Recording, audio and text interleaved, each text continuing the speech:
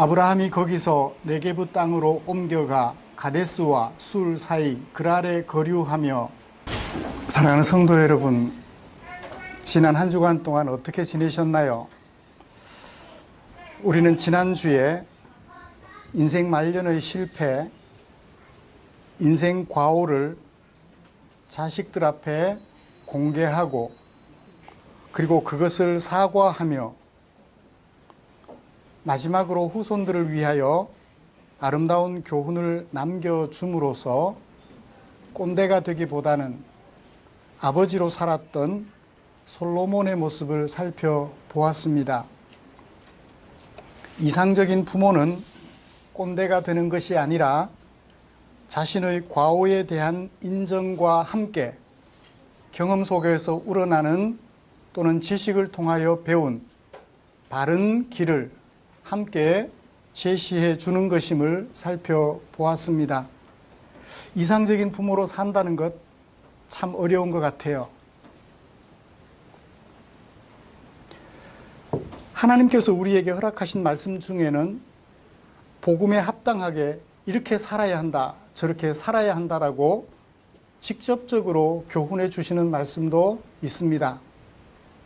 그렇지만 많은 경우에는 잘못 살았던 모습, 또 잘 살았던 모습을 서사 형태로 기록해 줌으로써, 이야기 형태로 기록해 줌으로써 우리에게 그 주제를 통하여 교훈을 얻게 하는 하나님의 가르침이 전개되는 모양도 보게 됩니다.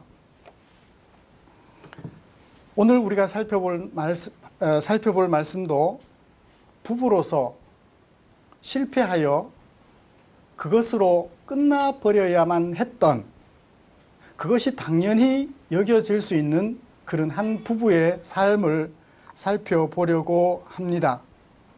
그러나 끝내 그 부부는 갈라서지 않고 한 가정을 지켜 하나님의 언약 백성을 낳을 수 있었습니다. 오늘 창세기 20장에 기록된 말씀을 통하여 비록 하나님의 백성으로서 부부 관계를 실패로 이끌 뻔했지만, 아니 그렇게 끝났어야 했지만 하나님의 돌보시는 은혜로 가정을 지켜낸 아브라함 가정을 함께 살펴보려고 합니다.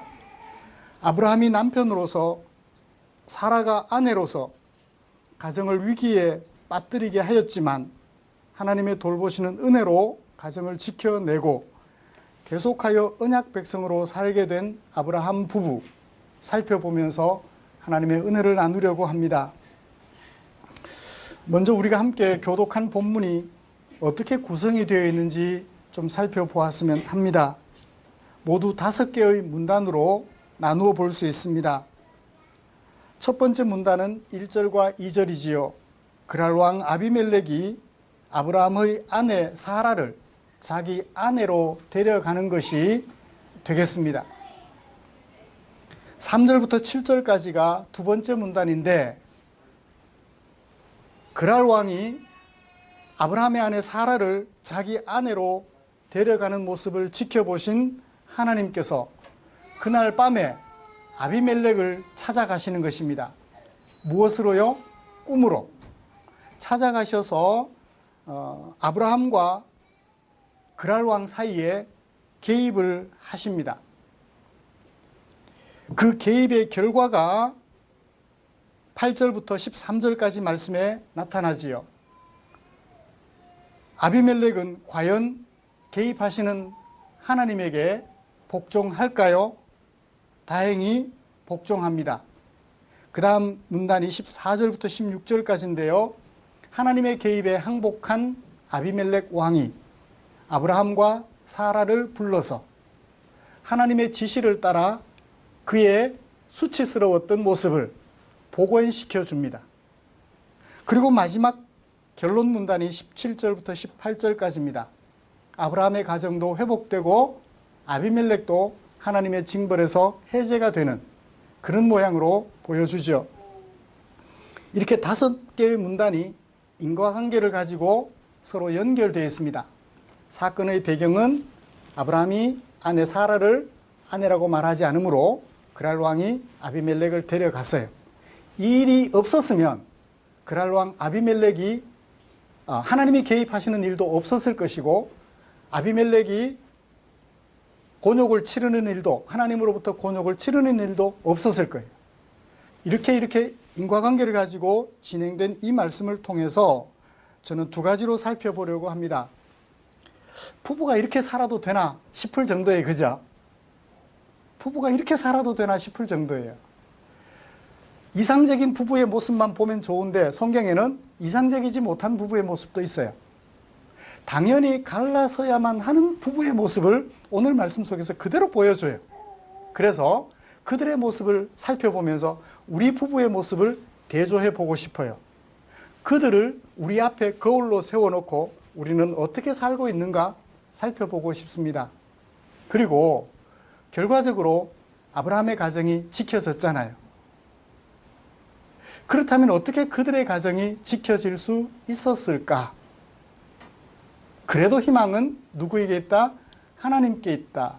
그리고 누구에게 달려있다? 사람들에게 달려있다는 것을 마지막으로 살펴보면서 오늘 설교를 진행해 갈까 합니다. 먼저 이렇게 살아도 되나? 라는 부부의 모습을 좀 살펴보지요. 여기 하나님의 부르심과 언약을 받은 한 쌍의 부부가 있습니다. 남편의 이름은요? 남편의 이름은 누구였죠? 아브라함이었어요. 아내의 이름은 무엇이었나요? 사라였어요. 아브라함은 지금 이 가정을 어떤 상황으로 몰고 갔을까요? 1절을 보시면 아브라함이 그랄 땅으로 옮겨가서 거류하게 되었다라고 말씀하고 있습니다. 아브라함은 그리고 그 아내 사라는 하나님의 부르심을 받은 사람들로서 하나님이 약속하신 땅에 거주해야만 했습니다.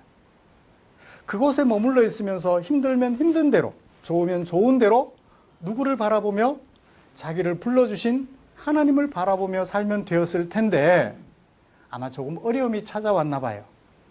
그 어려움 앞에서 순간 하나님을 잊어버리고 살 길을 찾아 나선 거지요. 우리라도 그렇게 하겠죠?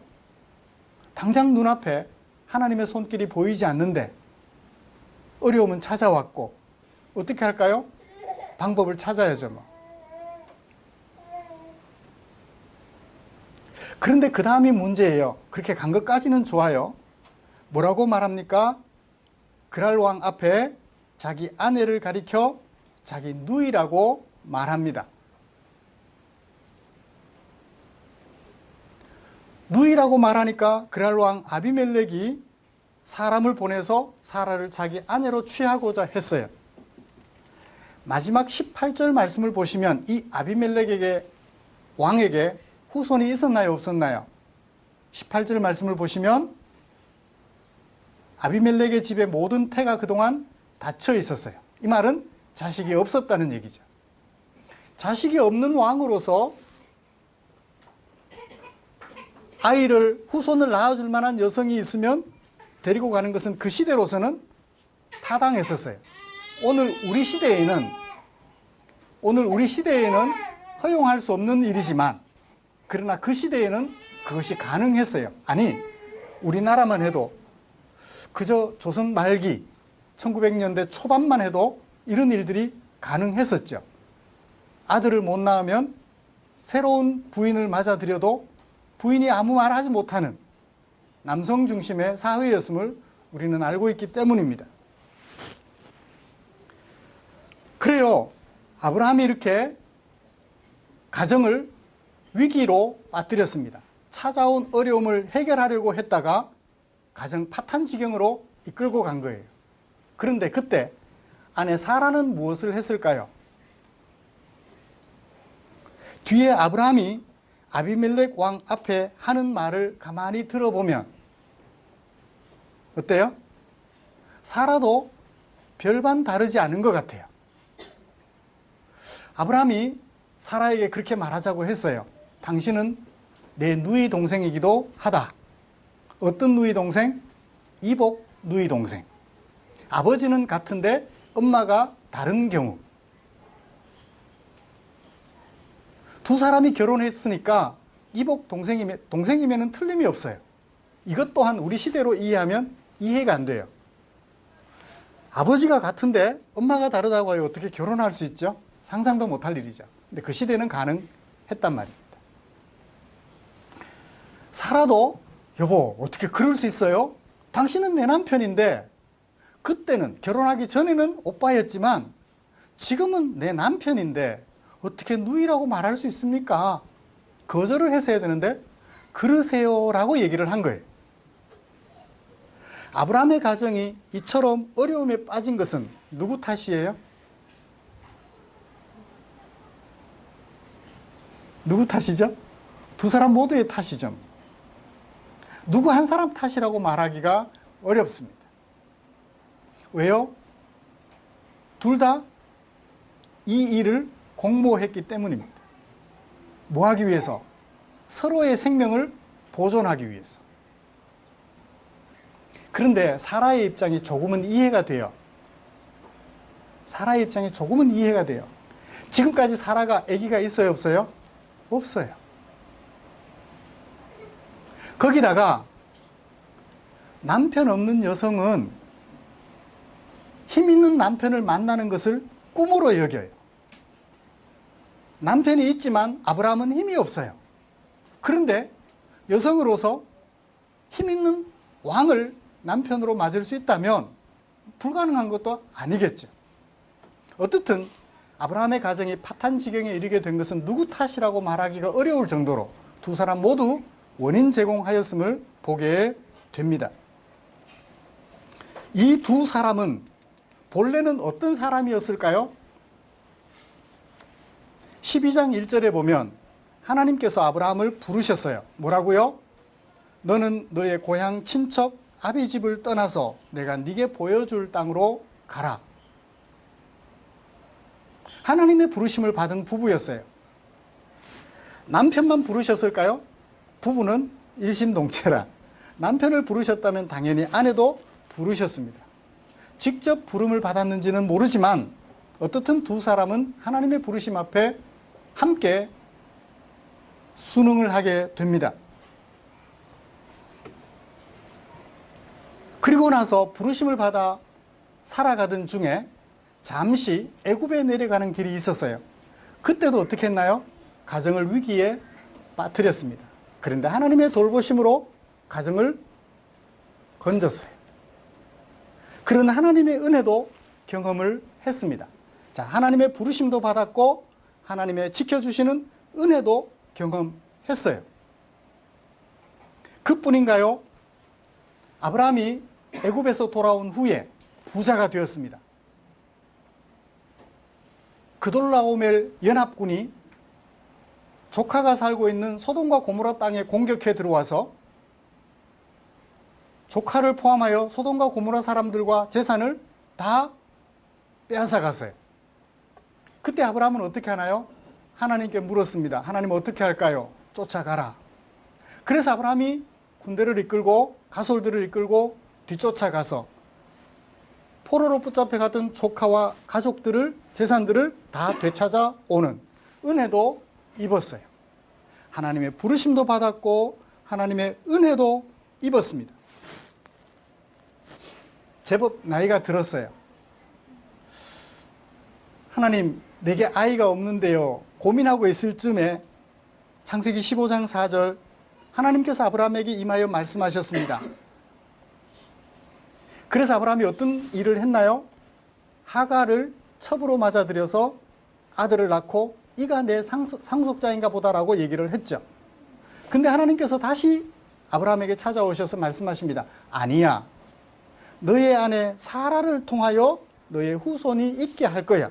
약속도 받았습니다. 자, 하나님의 부르심도 받았고 하나님의 돌보시는 은혜도 받았고 거기다가 네 아내 사라를 통하여 너의 아들을 보게 될 것이라는 약속도 받았어요. 그런데 지금 아브라함이 어떻게 하고 있어요? 가정을 파탄지경으로 몰아가고 있는 거예요. 그 아내 사라가 어떻게 하고 있어요? 가정을 파탄지경으로 몰아가고 있습니다.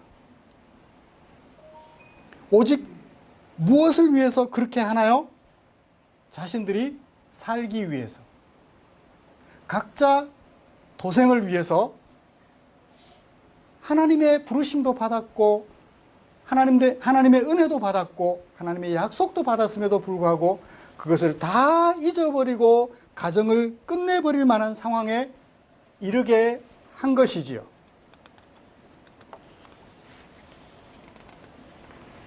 무엇을 위해서? 살기 위해서. 내 목숨 하나 살려고 가정을 서로가 힘을 합해서 위기로 몰아간 것이죠. 여러분, 지금 오늘 우리는 이 아브라함 부부를 우리 앞에 거울로 세웠습니다. 내 모습은 어떤가요? 우리 아브라함 부부처럼 이렇게 살아도 될까요? 혹시 이렇게 살고 있지는 않나요? 내 한 목숨 건지고 내가 조금 편하게 살기 위해서 가정을 위기로, 하나님의 은혜도 입었고 하나님의 부르심도 받았고 하나님의 약속도 받았음에도 불구하고 이렇게 위기로 몰아가고 있지는 않나요? 아브라함 부부를 여러분 앞에 거울로 세워보십시오. 혹시 그 아브라함 얼굴에 내 얼굴이 보이지는 않나요? 혹시 그 사라 얼굴에 내 얼굴이 보이지는 않나요? 요즘 청년들 컴퓨터 그래픽을 워낙 잘해요. 어떤 사진을 가져와 놓고서는 그 사진에 본래 얼굴이 아닌 다른 사람 얼굴을 갖다 붙이기를 참 잘하더라고요. 그 아브라함의 얼굴에 내 얼굴을 한번 붙여보십시오. 사라의 얼굴에 내 얼굴을 한번 붙여보십시오. 다른가요? 비슷한가요?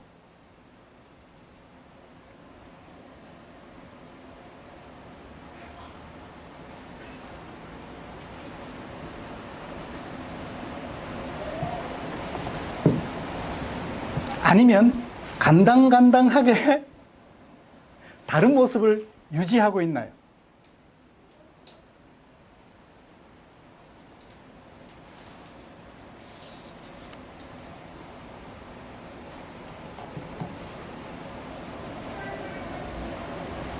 이들은 하나님의 부르심을 잊어버렸습니다. 하나님으로부터 받았던 그 은혜도 잊어버렸습니다. 하나님의 약속도 잊어버렸습니다. 기억상실증이에요. 과거를 기억하지 못하는 거예요. 과거를 기억하지 못하고 내일을 기약할 수 있을까요? 요즘 흔히 그런 얘기들을 많이 보잖아요. 미래지향적으로 좀 보자고. 과거를 기억함이 없이 어떻게 미래지향적으로 볼 수 있나요?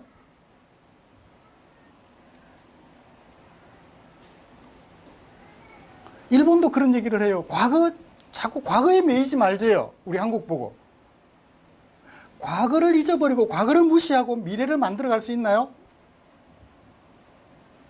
가해자는 그게 가능합니다. 가해자는 가능해요. 그렇지만 피해자는 과거를 기억하지 못하면 미래를 향하여 한 걸음도 내딛지를 못합니다.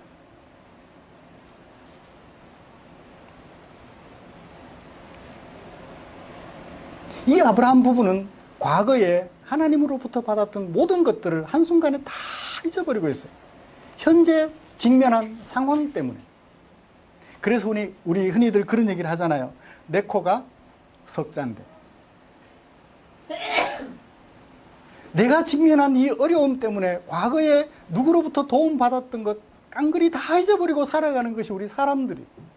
그래서 가정은 어려움에 직면하게 되는 것입니다.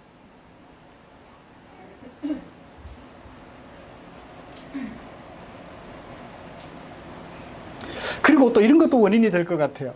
남편이 그렇게 결정했다고 아내가 반드시 따라야 되나요? 가부장적 가족사회에서는 여성은, 부인은 남편이 하자는 대로 따라가는 게 이상적이라고 교육을 받았습니다. 그렇죠? 남편이 하자는 대로 하는 것이 열부다, 효부다, 그런 얘기들을 많이 들었잖아요. 아니요.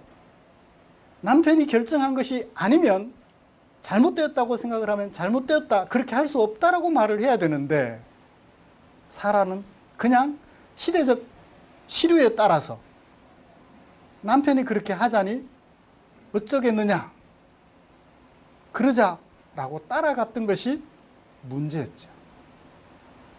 그래요. 우리 앞에 서 있는 아브라함과 사라의 모습 분명히 그 앞에 우리 자신을 비춰볼 수 있는 이 시간이 되었으면 좋겠습니다. 왜냐하면 현실을 직시하는 데서부터 시작해서 내일로 나아갈 수 있기 때문에 그러합니다. 자, 그럼에도 불구하고 아브라함의 가정은 지켜졌나요? 파경에 이르렀나요? 지켜졌어요. 누구 때문일까요? 제가 세 가지 답을 제시해 드리겠습니다. 첫 번째는 아브라함 때문이다. 둘째는 사라 때문이다. 셋째는 하나님 때문이다. 누구 때문인 것 같아요?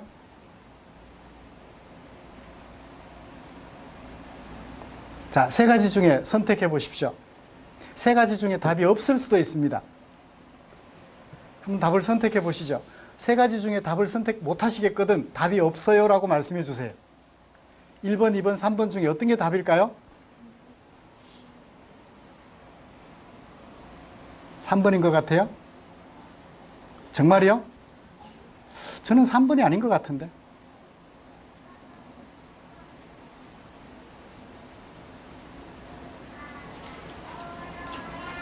그래요. 저는 답이 없다고 봐요. 하나님이 개입해도 사라가 화가 나서 나 그런 당신하고 같이 살 수 없어요. 죽었다 깨나도 그냥 나는 하나님을 무시하고 당신을 무시하고 나는 나 혼자 살래요. 그랬다면 어떻게 됐을까요? 하나님이 개입해도 소용이 없어요. 아브라함이 사라의 치맛자락을 붙잡고 여보 미안해 미안해 아무리 소리쳐도 사라가 거부하면 끝이에요. 그렇죠? 나 당신하고 못 살아. 그러면 끝이에요.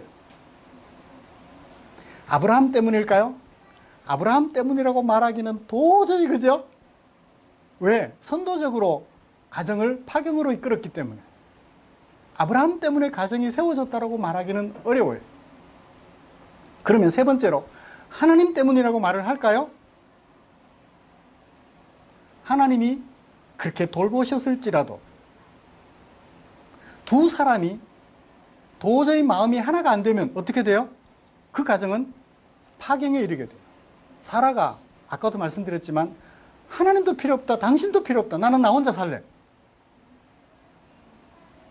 아브라함이 미안해서 나는 도저히 당신하고 계속해서 같이 살자고 말할 용기가 안 나. 그러면 끝이에요. 양심의 가책이 조금이라도 있다면 당신한테 미안해서라도 내가 같이 살자고 말 못하겠어. 그러면 그 가정은 파경이에요. 그러므로 하나님 때문이라고 말하기도 어렵고 아브라함 때문이라고 말하기도 어렵고 사라 때문이라고 말하기도 어려워요. 궁극적으로는 누가 지켜주셨어요? 하나님이 지켜주셨어요. 일단 아비멜렉이 사라에게 손을 대지 못하도록 하나님이 꿈에 아비멜렉을 찾아가셔서 그를 경계해 주셨어요. 만약에 아비멜렉이 그런 하나님을 무시하고 굳이 사라를 아내로 맞아버렸다면 어땠을까요? 그 뒤의 과정은 상상하기도 싫습니다. 그래요. 궁극적으로는 하나님께서 개입하셨습니다. 자, 사건의 배경은 아브라함이 사건을 만들었고 그랄 왕이 사라를 아내로 맞이한 것이 배경이에요. 그런 상황에서 누가 사건을 전개하시나요? 하나님이 사건을 전개하셔요. 강제로 개입하십니다. 어떻게 해요? 꿈으로. 아비멜렉에게 찾아가셔서 네가 하고 있는 것은 옳지 않아. 아비멜렉이 말합니다. 나는 선한 마음으로 깨끗한 마음으로 사라를 맞았지. 지금까지 내게 자식이 없으니까 후손이 없으니까 왕자가 없으니까 깨끗한 마음으로 사라를 맞았지 탐욕이나 힘을 가지고 맞이한 것이 아닙니다 라고 말을 해요. 하나님도 그는 너의 마음 안다고 말씀하셨어요. 그리고 아비멜렉을 설득했죠. 그렇게 하지 말고 돌려보내라고. 하나님이 사건을 전개하셨는데 아비멜렉이 거절하면 사건은 파국으로 치닫습니다. 다행히 아비멜렉이 하나님에게 설득되어서 항복하죠. 절정에 이르게 됩니다. 어떻게 해요? 아비멜렉이 하는 말로서 절정에 이르게 되죠. 무슨 말을 하나요? 먼저 아브라함에게 말합니다. 아브라함에게 무슨 말을 하죠? 아브라함에게 주고, 아브라함을 불러서 아브라함에게 무엇을 주고? 양과 소와 종들을 주고. 14절. 아내 사라도 그에게 돌려주었습니다. 그리고 아비멜렉은 사라에게는 또 뭐라고 하나요? 16절. 내가 너에게 은 1000개를 주었다. 네 오라비에게 은 1000개를 주었다. 왜 주었나요? 어디서 주었나요? 너와 함께 하는 여러 사람 앞에서 무엇 하려고? 내 수치를 가려주려고. 아비멜렉에게 부인이 되었었다. 그러므로 사라는 이미 남의 여자다 라고 말할, 그런 말을 들을 수 있는 상황에서 그런 말을 듣지 않아도 되게끔 사라의 권위를, 아브라함의 아내로서의 권위를 회복시켜 준 것이지요. 수치를 가려주려고 그 일을 했다. 그래서 뭐가 해결되었다? 너의 수치스러운 일이 다 해결되었다. 사건은 절정에 이르렀습니다. 사건은 결말에 이르게 되어 모든 일이 없었던 일처럼 해소가 되어졌습니다. 그래요. 이런 하나님의 은혜를 은혜로 받아들이고 아브라함은 아내 사라에게 어떻게 했을까요? 아마 사과했을 것 같아요. 사라는 어떻게 했을까요? 사과하는 그런 남편을 이해하고 받아주었던 것 같아요. 그러니까 다시 어떻게 하나요? 부부로 살게 됐고 21장에 넘어가면 이제 이삭을 낳게 됩니다.